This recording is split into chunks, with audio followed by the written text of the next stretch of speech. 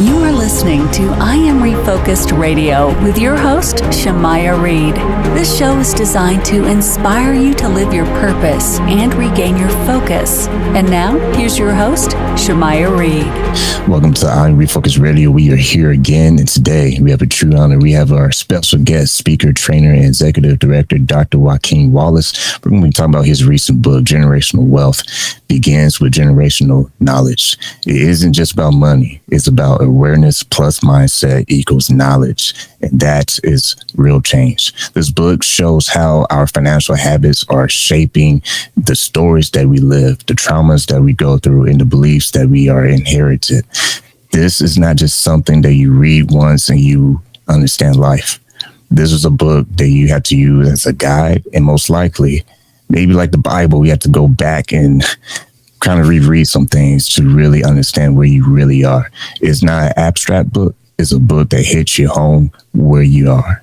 So if you're tired of being lost, pick up this book. I'm serious. I got it right now. Pick it up and give it to someone. And the reason why I did all that for show is because this book, I read it, and it's definitely putting me in a position to where I can really execute life on better terms with better tools and resources and better awareness. Because without awareness, you're just on the map roaming without a GPS with a signal. Anybody can have a car, but if you don't know where the heck you're going to end up anywhere that you're not supposed to be. So without further ado, I want to welcome Dr. Wallace to the show, man. Appreciate you sending me a copy of the book to read. Thank you for your time, man. How you doing? I'm doing great. I'm so looking forward to this conversation. We spoke before we came on, and I can't wait for the listeners to delve into the things that you kind of told me as well. And I'm just looking forward to it. Thanks for having me on. Appreciate it, man. So let's get right into it. Walls in, walls out.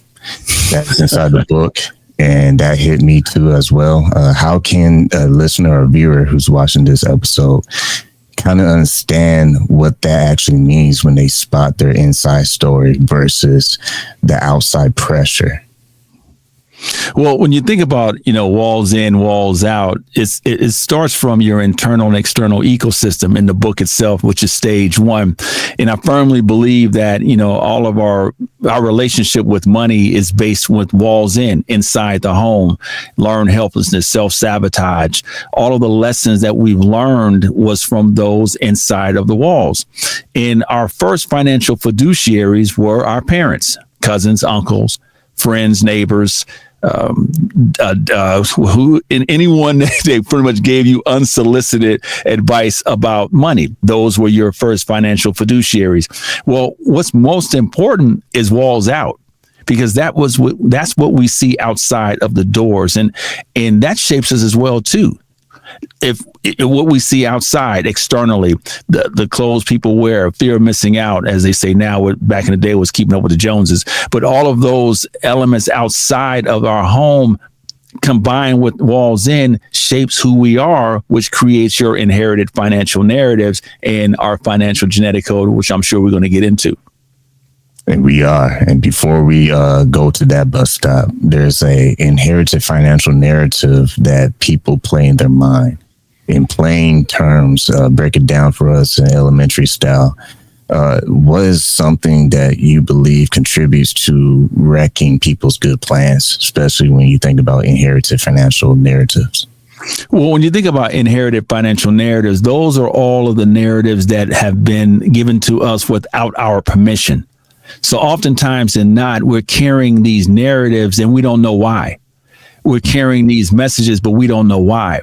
And if you look at the financial genetic code, which basically suggests that you have your inherited financial narratives, those are the why, and then the action is the encoded financial behaviors. Those are the ones that the actions to what we do, which creates our financial genetic code, which is our trauma and our anxieties. But most of the time, we don't recognize what those are. And so in the book, I table 20 of those. One of my favorite ones is the scar tissue narrative that we carry with us. Something may have happened in the past financially, and we carry those wounds with us. Therefore, we're not able to move forward. Analysis by paralysis. We find that a lot. We find it really, if we're just looking at it from just a perspective on how many of us actually participate in qualified plans at work, 401ks, insurances, long-term care, those type of things we don't really participate in because of the scar tissue narrative that may have happened we've seen during our lifestyle. And so that can derail what we're trying to accomplish, which is ultimately financial well-being. We've been told we want to achieve generational wealth. Generational wealth isn't for you and I. Generational wealth is for those behind us. What you and I want to achieve is financial well-being, financial health, financial wealth. This is our soft landing, but we've been told something totally different. Financial literacy is on the same kind of level as well. Teaching financial literacy. Well, financial literacy, the way it's being taught is more of a linear process. It's not holistic. It can be financial shaming as well. So with that being said, those tools that are being taught to us really is not allowing us to move forward in regards to what we're really trying to get to, which is stage 5, financial well-being. And when you think about pain, trauma, you have examples in the book of people's testimonies. They're, roadblockers, if you will. And a lot of that comes with trauma. But what I took personally was the thing about trauma is, you know how people talk about sweeping dirt underneath the rug and you just kind of do it as a bad habit. And before you know it, you lift that rug up, it's a mountain of dirt. Well, that's how I feel about trauma sometimes. It shows up in habits and it causes us to avoid what is important, what's necessary to tackle, if you will. And in result, it makes us lose control. And it puts us in a forever digging pit, if you will. And it's hard to get out the longer you stay in there. Well, when you look at, again, our society, especially in the marginalized communities, what we're taught is to become rich, right? Rich is everything. We have songs that talk about get rich and die trying, right? Everything is surrounded about becoming rich, but not about wealth. Wealth is legacy, but wealth isn't sexy. Rich is sexy. So when you look at today's society, everything is in a microwave versus looking at it as long-term longevity. And what we're taught is that we want to become rich. Well, rich is transactional. Wealth is a legacy. And wealth built the correct way is important. But what we're missing is the knowledge piece. That's why generational wealth begins with generational knowledge. That's why the title of the book is the way it is, because it basically suggests that without having the knowledge, well, the wealth is going to be a challenge to ascertain. And we've seen it. We witnessed it. And we watched celebrities, stars that we know that have become pretty much wealthy, but was not able to transfer the wealth strategically. But those are 1%. What about the person that lives around the corner, next door, cousin, uncle, aunties, friends that you actually know that have passed on and their families are involved in probate and things of that nature because they was not able to transfer the wealth properly? Or let's look at it as how many people within the marginalized communities that we know that's taking care of our parents, because not having a long-term care plan in place, not having life insurance when they do pass on. Inheritance within our community is definitely low. Because of this, we have these traumas and anxieties, and it goes back to what I was saying earlier, the scar tissue narrative. Something may have happened earlier in our lives we witnessed and seen, so we don't really trust the system. Although the wound has healed, but we definitely do carry it as well. And as I know myself personally, I've received cuts on my body. And although it's healed, but I can look and tell you exactly when it happened, how it happened, where it happened. And I always made sure not to do that again, right? Because I don't want to go through that pain. And that's what we go through in our communities. Speaking of ending that cycle, we also touched in the book about reprogramming, your present and additional thinking about healing, that healing process. You also mentioned that healing must come before wealth. So you also have a 3-step reboot ritual. How can someone who's listening to this, I'm sure you might help some of this to make sure they go out and read the book, but what's some of the things you can share with us when it comes to rebooting that healing process, allowing us to attack those triggers that are preventing us from getting to the next level? That's a great point. So if we look at the model itself, it's 7 stages, but we'll go over the first 3. So stage 1 is our internal external ecosystem, walls in and walls out. Stage 2 is our financial genetic code, trauma, anxiety. Stage 3 is financial healing. This is where we have to reprogram our financial genetic code, which is a byproduct of stage 1. One way that you can start that reprogramming is first have to identify and recognize that you do carry these inherited financial narratives. What are these triggers? What prompts you to act the way you do, right? That's the first thing. The second thing is you have to give yourself grace. We are so quick to point out our deficiencies and what we've done wrong. What the book basically suggests is, regardless of what happened in the past, you have an opportunity today to right the ship, if so to speak. That's one of the most difficult aspects, because if I know that I can make a change today, I am not really holding myself for the decisions that I made prior in my lifetime, because a lot of it is lack of knowledge, not knowing.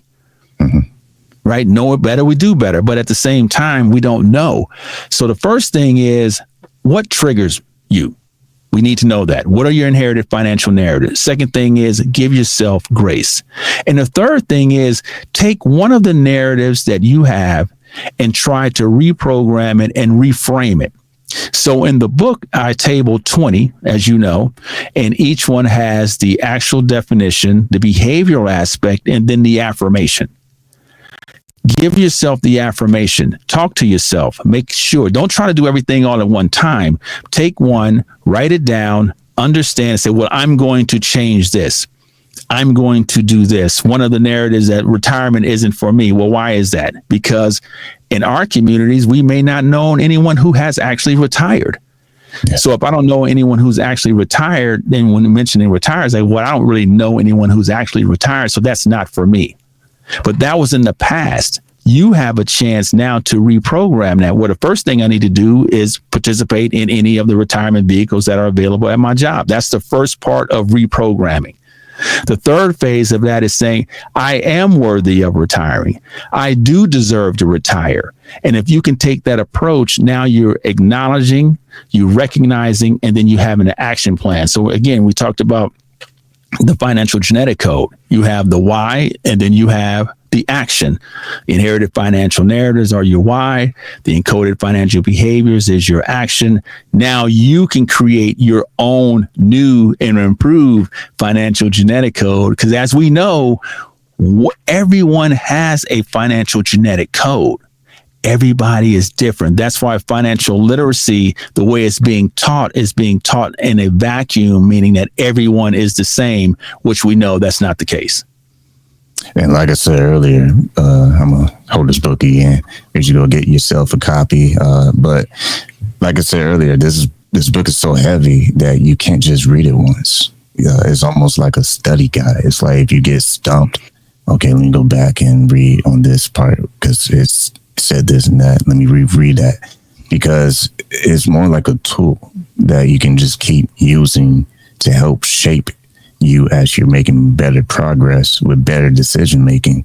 Because like I said, a lot of people talk about trauma, but if you really think about it, it's personal.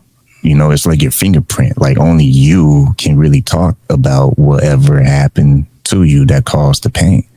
So that means only you can do the hard work and actually read something through that's going to help you unpack that.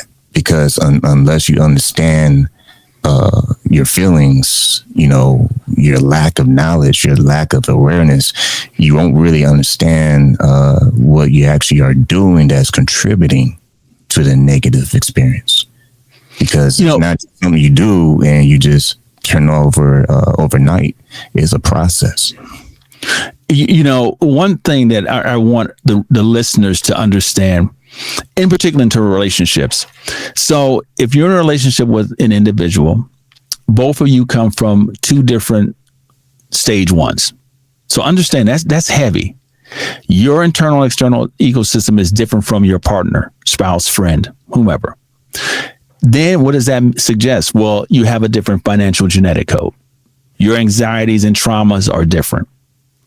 Therefore, there is no healing because no one talks about it.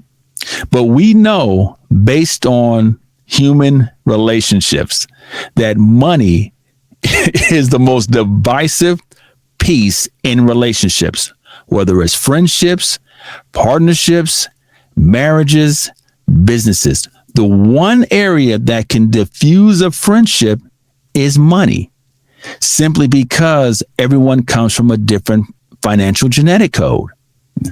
Therefore, if you understand that, then you can give people grace because everyone's different. But these are conversations, in particular if you're married, these are conversations that do not happen. And so what triggers you maybe don't trigger your partner. What's irrational for you may be rational for that person. What's rational for that person may be irrational to you because their financial genetic codes are different. But no one really knows that, in particular when you get into a relationship. Business partnership, same thing. A lot of friendships have been ruined due to money, but that's the one conversation that we don't talk about at all. It's funny. It's like the metaphor I said earlier about sweeping the dirt underneath the rug. You just get comfortable doing it because it's a quick fix. But what you don't know is eventually it's not going to be a quick fix. It's going to be a situation where you have to actually tackle. And it would have been a lot easier if you tackled it a long time ago versus you had that bad habit of just doing the easy shortcuts. Because in our minds, we think it's an easy shortcut, but we're not understanding the amount of impact it will have on years later. And that kind of goes into, before we get to the planning your future in chapters 5 through 6, let's talk about budget basics versus builder moves. What is the bridge that people watching, listening can use to get from understanding budget requirements before they are able to be in position to start building wealth for their themselves? That's a great topic. So, there's a lot surrounding budget. Right. So I mentioned the 50-30-20 rule that's been mentioned throughout that many people always refer to. But here's my take on budgeting. First and foremost, when you mention the word budget, in my opinion, you're lumping it into the same category as a diet. Because once I mention the word diet, therefore, I'm looking for a beginning and an ending. If I'm mentioning the word budget, I'm looking at a beginning and an ending. My theory is don't use the word budget. Don't use the word diet. You would say, I'm changing my lifestyle. If I'm changing my lifestyle, yes, I can give myself grace for things that I like to do or like to eat or like to purchase, but I'm changing my lifestyle over time gradually. One of the most challenging things that we find is paying yourself first. That's essential. We need to pay ourselves first. But it's a challenge because it's a process. It's hard. And so what I always say, let's give yourself realistic expectations versus unrealistic expectations. It's like trying to go out and run the mile and say, okay, I want you to go out and run the mile tomorrow in 7 minutes. And you've never ran before. Well, that's unrealistic expectations, right? I have to work towards that. The same thing in regards to building money, paying yourself first. Try to be as consistent as possible. Pick a number out. Consistency. As I say in the book, if you're consistently consistent, your outcome will consistently be consistent. Yeah. So I always recommend to my clients, listen, 10% of your money should go to yourself first. Pay yourself first. Many will say, well, why I paid my tithes on Sunday. I said, well, you get paid on Friday. And so Friday, you take 10% and pay yourself first. Take care of your disposables, and then everything else comes from there. Because if I have $1,000, I pay myself first, that's $100 I'm putting in. If I don't pay myself first, I pay my disposables, which maybe $500 to throw a number out, and $300 for wants. Well, that's $200, and now 10% of $200 is $20. And so if you take, you know what I'm saying? So pay yourself first. That's the first thing you need to do. Hold yourself accountable. Then everything becomes easier, becomes habit. But for the most part, based on our inherited financial narratives and our coded financial behaviors, we say, well, we can't do that. I have to take care of my disposables first, then my wants, and then whatever I have left, I pay myself. No, you need to reverse that. Pay yourself first, then do your disposables, and then your discretionaries at that point. Because this is called discretionary for a reason. You don't have to do that. Those are your needs and your wants. And then you have a better idea of understanding what you need to do. Another thing that I would say with my clients, I would say, take 90 days of your bank statements, 90 days, average your wants and your needs, highlight your wants in green and your needs in yellow. Total them up at that point, divided by the total amount of money you're putting into the bank. That's going to give you a percentage. You take that percentage over 3 months, it's going to give you an average. That is your true mechanism you use. 50, 30, 20 may not work for you because basically where you live at, the things of that nature. You may be 60, 20, 10 to 60, 20, 20. That may be realistic for you. So don't get caught up on 50, 30, 20. Do the average, 90 days, figure it out. Needs and wants, highlight, divide it into, that gives you an actual percentage over 3 months. Then you know, well, I'm at a 65% needs. Okay. I'm this point wants, but here's the thing. Are you paying yourself? Remember 50, 30, 20 to 20% is paying yourself. Well, 20% may be unrealistic. Maybe 10%. That's why I say 10% is more realistic versus 20%. Because then you get frustrated. And what happens if you don't reach it? You stop and then you get frustrated because, again, it's like a diet. If I'm not able to meet my objectives, what's the first thing I do? I stop. I'm off the diet versus saying I'm going to change my lifestyle. Yeah. Once again, listen to Refocused Radio, watching this online, talking to our guest today, Joaquin Wallace. Go to his website, drjwallace.com. We're talking about his book. I'm going to keep showing it because I got it. Go get his book, Generational Wealth Begins with Generational Knowledge. I know this wasn't on my to-do list, on my questionnaire list, but just responding naturally to what we've been talking about. Let's touch real quick about debt, because debt is something that I believe most people are honest. It happens. And it's a matter of how are you going to adjust your lifestyle to attack something that you have an opportunity to, while you have time, before it's unbearable to do. Let's talk about a little bit about that. Someone who's watching or listening, and they maybe younger or mid-age, whatever, but what would you say when it comes to discipline, to tackling prioritizing things on your to-do list with financial hiccups, hardship, when it comes to debt? Because that is something that ties up a lot of resources for people who are listening and watching us. Yeah, well, yeah. I mean, debt can be a challenge. But for the most part, debt is based on you have choices. And you made the choice to have debt. How do you manage debt? Well, I mean, you have the snowball effect. They have so many mechanisms to help pay down debt. But here's the thing. We look at debt in terms of credit, which is important. If you have credit, because debt is credit, one thing that you want to focus on is make sure that your utilization rate is 30%, period. 30% is so important. So what does that mean? You have a portfolio of $10,000 worth of credit, debt, if you will. You want to make sure that you're about $3,000. That's 30%, right? So you always want to be 30% of that number because that's what drives your credit report. However, what happens oftentimes is that many of us believe that we need to pay it all at one time. And I say, no, that's not how you want to do that. You want to be strategic about how you're paying your debt. Now, a couple of things you could do. You could start paying your debt off, take your credit cards, put them in an envelope, and don't use them till you get them to 30%. You have to be consistent and intentional about that. That's so important. Many of us don't understand that. So in the book, I reference financial passengers, which is so important.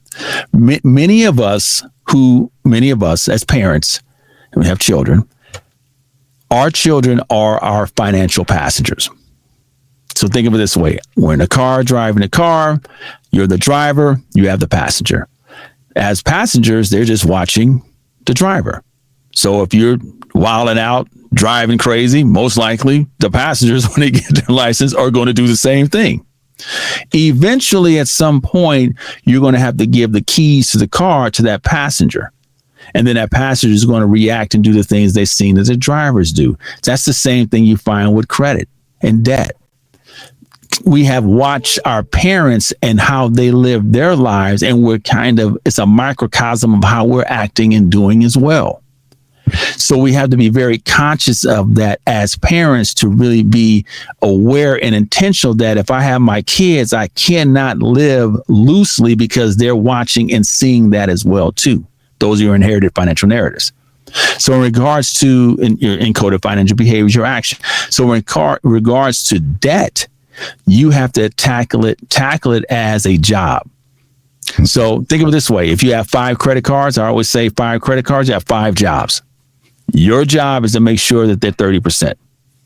I'm not saying 0%. I'm saying 30%, because you still have to use your credit too, because financial institutions are going to give you credit when you have credit. You have good credit, you have bad credit. So yeah, you can pay all your credit off. That's fine too. You have interest rates. I understand that. But for the most part, you have to use your credit card to get credit. So you have to manage the debt as a job. And many of us do a poor job of that because they don't look at it as a job. So you have 10 credit cards, you have 10 jobs plus the one you're working. You have to manage it that way. You have to be intentional about that and understand the true ramifications of it all. That's real good. I'm glad I asked that, because I think that really, like I said, I'm going to keep saying it. This book is not something that you just read one time. You know, maybe you're not Shemaiah, but for me personally, this can be a book I see as a tool. You know, whenever you need a refresher, you're going to read something about it. I mean, we do all the time. Whatever motivates us, whatever inspires us, whatever kind of keeps us, you know, held accountable to what we're actually doing. This book is it, man. I'm telling you, it's a good tool, especially if you're young. I can't emphasize this enough. If you're a young person watching this or listening to this episode, share with all your friends, man. Like, for real. Get started early, because if you wait too late, I don't think you can wait too late unless you just quit too long. But if you're young, take this opportunity, get this book, and share with your friends, because this, I believe, if I had this in middle school, high school, oh boy, like life would be a little bit different, man. But this is a good, timely book, I believe. You know, I want to add something to that, because I've been asked a lot. And so I'm creating a how do you read this book? Because it's a true mechanism, steps on how do you read the book. And I love how you mentioned that you have to continue to go over it. It's not a one sit read. It's one of those books that you will constantly be going over and over and over again. Well, I didn't get that right. Oh, let me go back. Oh, what did he say about this? Let me go back. It's a great book because it's a tool set, as you mentioned earlier. And it was geared towards 2 populations. It was geared towards the 5 financial professionals that are out there, as well as the regular person like you and I, the thousandaire, the billionaire, the hundredaire, the nowhere, right? So there are all those heirs that are out there. So when you look at it from that perspective, the 5 financial professionals plus one, I'll throw another one in as well too. But you have the financial educator, You have the financial therapist, you have the financial advisor, planner, counselor, and I'm going to throw a financial coach in as well.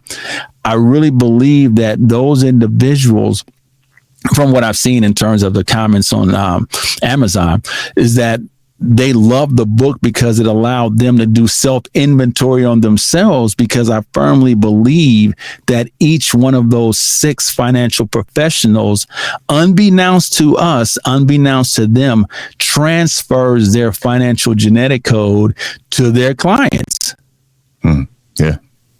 Right. I think it's important to recognize, because I think in order for you to be good at what you do, you have to first have a true understanding of who you are and why you're in the business. Because the book basically suggests that if you're a financial professional, you have to take a servant leadership model, not a transactional model, which is totally different. Now, from the person on the other side, like the regular person, it basically suggests, say, you know what? I can give myself grace. I didn't know that. I wasn't aware that that conversation that I had back in when I was a young person, how it impacts me today. You know, one of the sections we talk about in the book, chapter 2, is when I spoke about my own journey having with my parents being on welfare.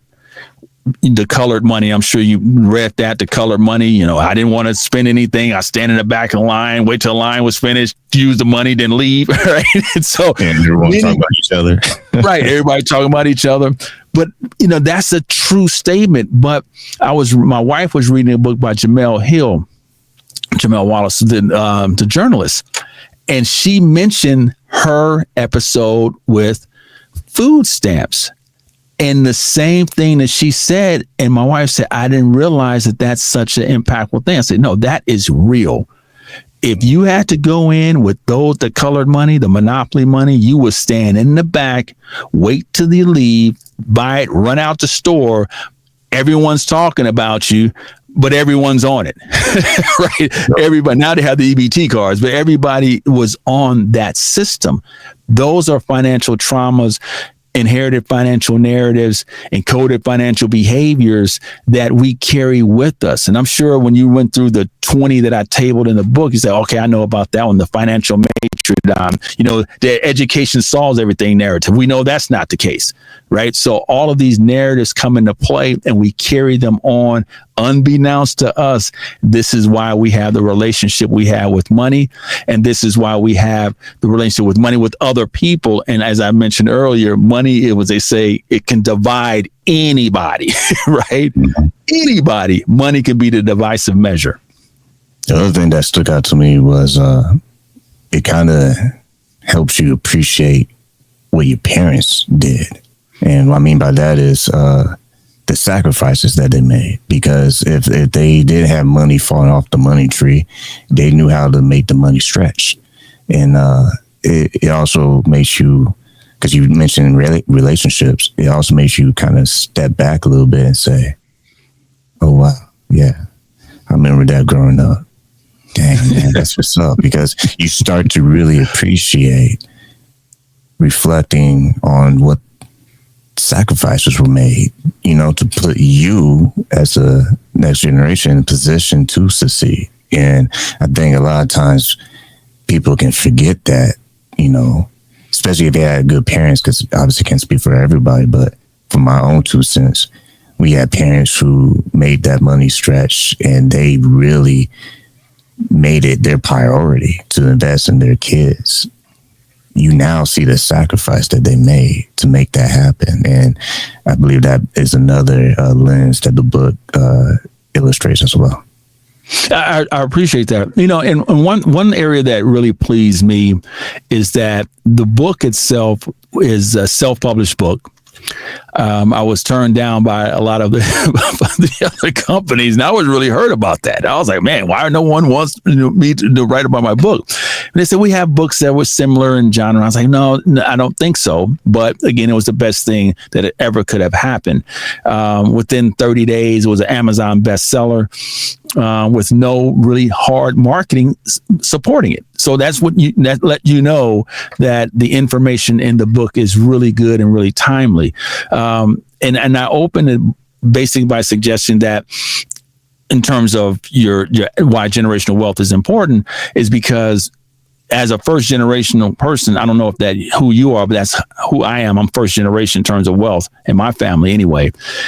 10%, typically 10% of the money that I've earned, the assets I've earned in most cases would be for my grandchildren. 30% for my children. Well, that's an important figure to know because we've seen it so much in our community, in particular in the marginalized communities. Now, the book itself has a marginalized lens, but everybody can benefit from it. The model is colorblind. Yeah. But me being a person of color, obviously, I'm going to write it from this perspective. And I really felt that in regards to the mechanisms and the construction of the book itself, it's really the only book in my mind that captures everything, involves everything, but it's not a sales tool, which was important. It was more so, it's not a self-help book as well. It's basically suggesting, let me tell you why you have your relationship with money the way it is and how it has impacted you thus far. But don't worry about that. You can start over today to create the financial footprints to get to stage 7 for generational wealth. But for you and I, we need to focus on stage 5 financial well-being. But before we get there, we got to go back and uncover stages 1, 2, 3, which then allow us to get to stage 4. Because as you remember in chapter 4, I open it up basically saying, you've made it. You've got through all of the healing aspect, right? All of the heavy stuff now. Now let's start putting tools in place to help you get to stage 5, which is financial well-being, looking at financial stage 4 edification in terms of inclusion and literacy. And you really touch on a lot of stuff with policies, with insurance, and you explained that very well. And stuff like that, I believe you got to go back and reread some of that stuff, especially when you think about retirement and what is your legacy and what would that look like? Because like I said, it's a situation where you have to kind of revisit. Okay, this is what I did. Okay, let's go back and review some more. I mean, that's just me personally. Someone else might read it and be like, oh, I'm fine, I'm good. Well, good for you, man. I'm happy for you. But someone like me, man, I have to reread a lot of things. And I think that's okay, because if you're not truthful, then you're just like the analogy I said in the beginning. You're just sweeping dirt underneath the rug. And you know, like we joked about earlier about, you know, using those monopoly money, and you're making fun of everybody. But the real joker is the one who looks in the mirror and never actually attacked what was affecting them. And I feel like this book also helps you identify who you are in this. Because until you know that question mark and answer that truthfully, you're not going to be able to go to the next steps. It's almost like someone who's assigned an assignment in college or whatever school, high school, and you just don't do it right. You're just going to show up for the exam. Well, good luck. Because eventually you might skate through, but not for long. Because shortcuts only work in video games. Because when it's all said and done, you can turn that game off. But in life, you can't turn the life off. Like it's not a video game. You can't just restart it. You get one shot to live your life.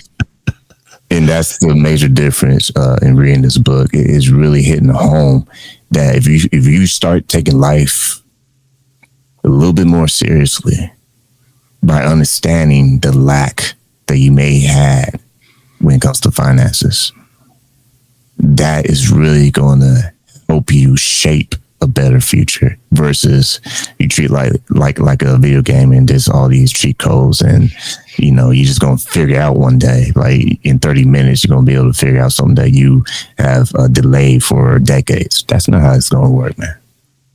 Well, you know, one area that I really wanted to do in the book as well, as you know, each chapter has self-assessments. So it allows you to go through each chapter, answer the questions. Therefore, you're going to learn all about what your financial genetic code is. And so that was important because I just didn't want to read. And in another area, before I start writing a book, I mentioned I was going to write the book, and because I have my podcast, people say, you need to write a book. So I said, okay, well, I'm thinking about it. And I did a lot of fact finding, a lot of focus groups, so to speak, with seminars I was doing with individuals. And I said, well, how should I write the book? I didn't want to write it to academia because I didn't want to turn people away, but I didn't want to dumb it down. Yeah. And the consensus was, write it as you would write it. Force us to pick up a thesaurus, force us to pick up a dictionary, because if you do that, that will make us better, bigger, better, faster, and stronger. And I was like, okay, all right, I'll do that. So I didn't, that was difficult because I didn't know how I wanted to write it. If I write it to academia, then it'll turn people off. If I dumb it down, people won't take it serious. Yeah. So I said, well, I'm just going to write it as I would actually speak. And, I can use the $10 words when I need to, right? But I wanted to, speak it in my own language, in a language that we could understand. And have it read extremely well. A lot of the compliments that I'm getting from people that have read the book, it reads well, good content, has some humor in it as well. You can tell you're from the marginalized side of the community. You're just like us, so to speak.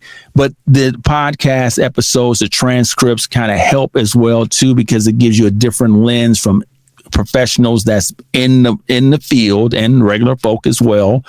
This is their struggles that they've been able to achieve. When you have professionals that's cited in the transcripts who's showing their vulnerability, to me, that is huge because I may have a PhD, or I may be a CFP here, but I've had struggles as well too. And it's important to know that no one's perfect, but at the end of the day, it's not a sales book. And I love how you said that you have to continue to go back over and over.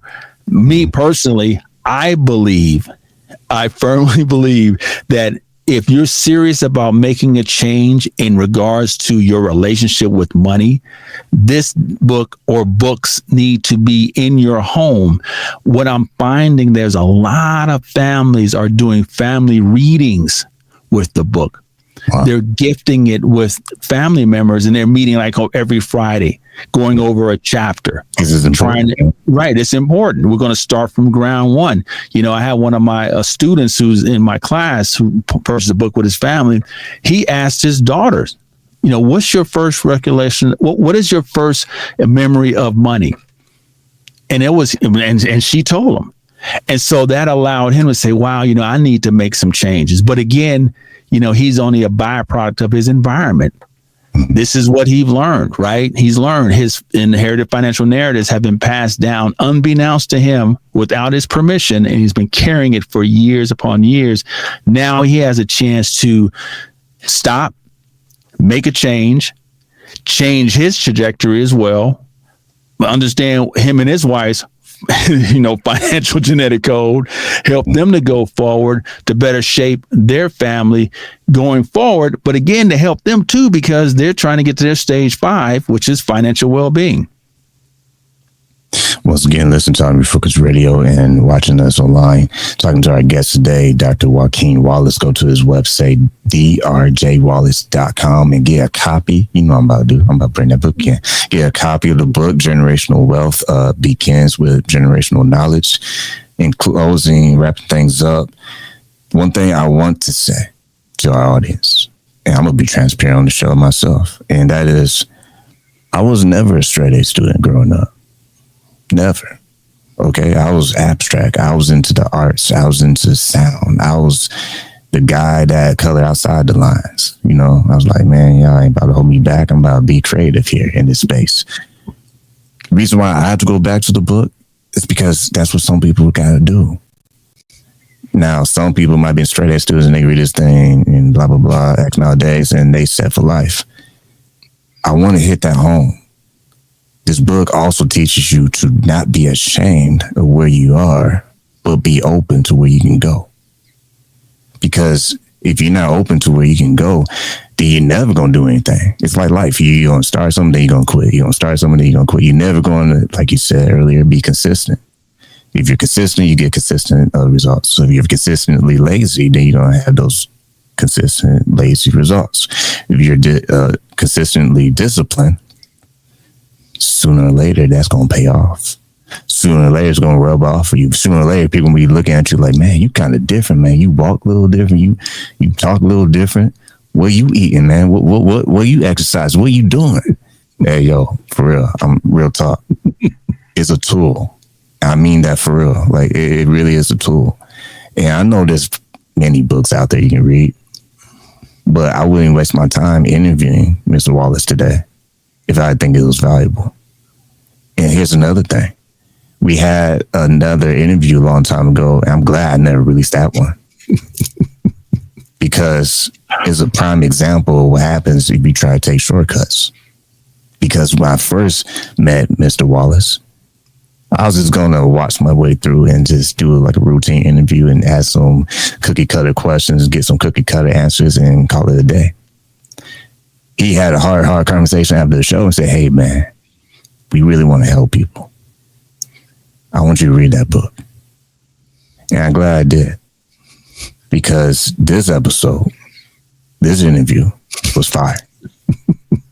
The last one, no one will ever see that live day.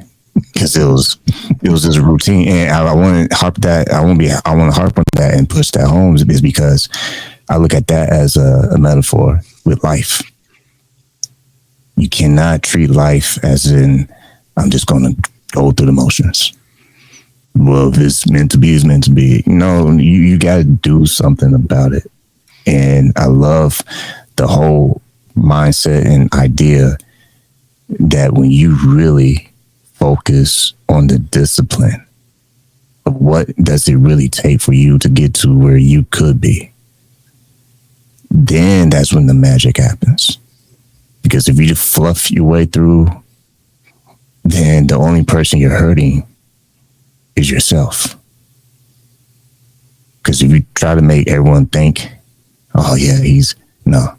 Sooner or later, they're going to find out. They're going to read in between the lines and be like, hey, there's a bit of disconnection right here and something not making sense.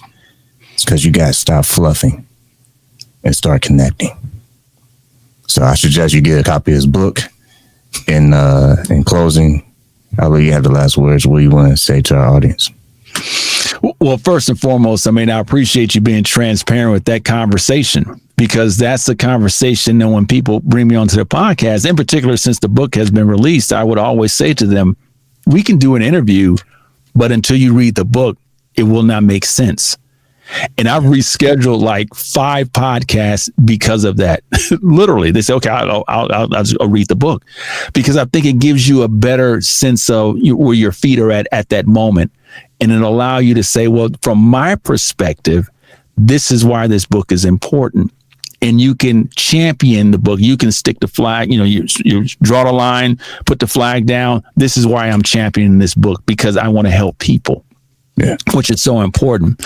And I will say this, there's so much information that's out there today. The market is oversaturated, and it's a fragmented market. The barriers to entry are low, meaning that there's a lot of people talking about this genre right now. This is very hot. Financial literacy, generational wealth. I wanted to make sure that what differentiated my book from all the others, wanted to be evergreen, that will never be out of play. You can take this book from 20 years from today, it's still going to be applicable. 2, I wanted to use language in the book that hasn't been used before. As you notice, there's nothing it's no trendy language being used in the book. All the language is used is all mine. I created it, everything, inherited financial narratives, encoded financial behaviors, the financial genetic code, which people love the financial genetic code because it actually says, okay, that makes sense. You can see our shirt, financial genetic code. You guys want one, let me know about that. But, it's a way to say, this is how you differentiate your product from those that are in the market. Because it's a very competitive market. It is what it is. Why are people going to purchase your stuff versus someone else's? So I had to make sure, especially of being of color, It was important that the book be written from our lens to our marginalized people. But again, everybody can benefit, but the stories, the language, yes, it will resonate more in the marginalized communities. I tried to bring in authors that probably wasn't too familiar with before, that are of color, as well as we cited 400 references in the book itself.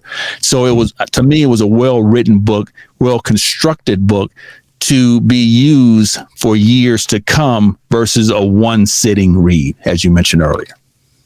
So once again, before we officially sign off, I really seriously want people to take some time to get this book and take your time with it, man. Especially, I'm talking to my creative people out there, all my tech nerds and all the people who think abstractly and all that stuff, all the creative minds out there. Take your time with this, man. It's not how fast you can finish this book. It's how many connections you can get. All right, how many things can you get from this book that's really going to be a seed planted in your mind? Because too many times I feel like we are in this competition that I got to be the fastest, I got to be the greatest. And if that works for you, that works for you. But I like to take my time. And I feel like when you do that, it creates opportunities that you probably never experience if you just fluff it. And I probably said that word 10,000 times, but this is so crucial, man. Do not shortchange yourself by trying to present a false identity. Be real where you are. Because once you meet that person, then you can begin the new journey to a brighter future. But it starts with you being truly honest and say, you know what? I'm going to have to take time with this. I'm about to revisit that. Whoa, that was heavy, man. The words he using in this chapter, I got to stop and find out what the heck going on. I got to test myself and kind of review this before I get to the next chapter. I feel like when you do that, man, life, I say magic. And the reason I say that is because I believe life and the opportunities that are meant for anybody to go after, it really starts to go in play when you take the tools that are inside this book and you start using it in ways how you look at life and the way how you look at yourself. And most importantly, what is your next move? And with that, I want to say to my good friend, Dr. Wallace, appreciate your time being on the show today, man. Appreciate you, man. Looking forward to the episode. Thank you again for having me. And thanks for doing it the second time, which is better than the first time. No one will see that. That's in the can. Now we're working on this one here. You know what, man? I was trying to look for it today, and it's so far in the can, you can't find it. Someone shredded it and put gasoline and lit a match. So it's gone. Appreciate it, man. Appreciate you, man. Thank you.